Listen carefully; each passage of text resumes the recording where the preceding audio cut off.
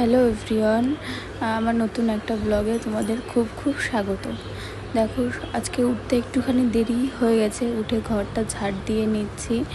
ঘরটা ঝাড় দিয়ে বাইরের দিকটা একটু ঝাড় দিয়ে নিলাম।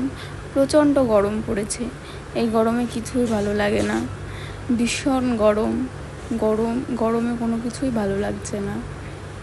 দেখো, ঘরটা ঝাড় দিয়ে নিলাম। ঘরটা ঝাড় দিয়ে বাইরে চলে এসেছি ঝাড় দেওয়ার জন্য।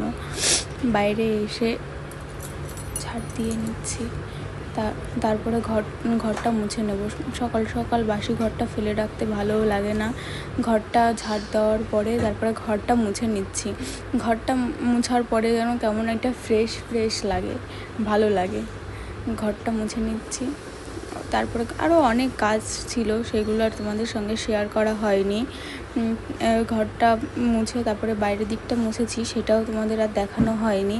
একাই ভিডিও করা, একাই এডিটিং করা, সবই তো একা হাতেই করতে হয়, ওই জন্য অত কিছু আর হয়ে ওঠে না।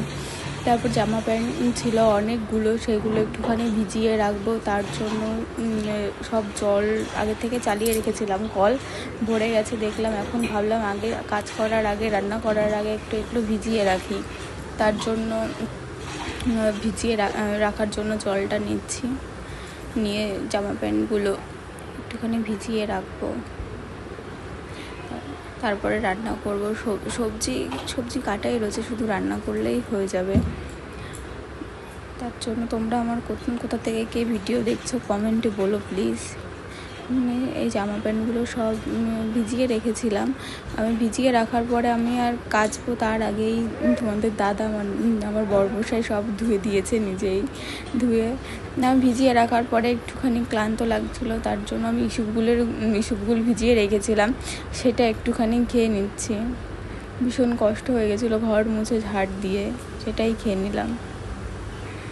খেয়ে তারপরে রান্নার দিকটা একটুখানি যেতে হবে, ওটাই খাচ্ছিলাম আর দেখছিলাম বাইরের দিক থেকে।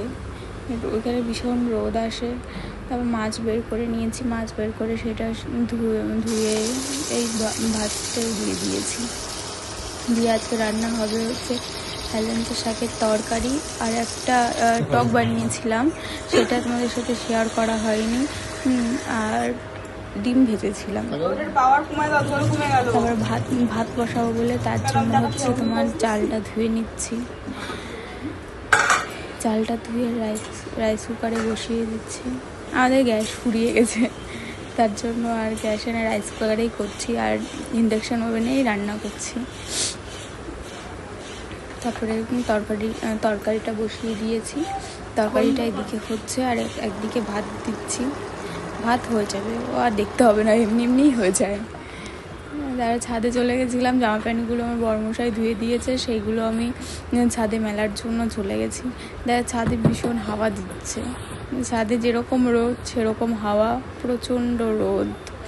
সব জামা প্যান্টগুলো মেলে নিচে এসে স্নান করে ভাত খেয়ে ভাবছি একটুখানি ঘুমোবো। ছাদে দেখো চারিপাশটা খুব সুন্দর, বিছনা চাদর আরও অনেক কিছু ধুয়েছি আজকে। ধোয়ার পরে ছাদে গিয়ে সব কিছু মেলে দিয়ে, প্রচণ্ড রোদে মেলার সঙ্গেই সব শুকিয়ে যায়, কেমন যেন মনে হয় যে দিয়েছি এক পাশ থেকে অনেক শুকিয়ে গেছে। একটুখানি সেই শুকিয়ে যায়, বেশিক্ষণ রাখতে হয় না, অনেক তাড়াতাড়ি শুকিয়ে যায়।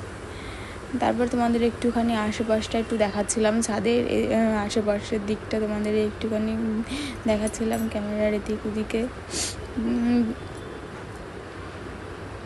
তার নিচে এসে স্নান করে ভাতটা বেড়ে দিচ্ছিলাম। ওই হেলেঞ্চা শাক করেছি, ডিম ভাজা। তারপরে খাওয়া দাওয়া করে একটুখানি হাঁটা চলা করে তারপর একটুখানি শুয়ে পড়লাম। বাই বাই, আজকের ব্লগটাই পর্যন্ত। আবার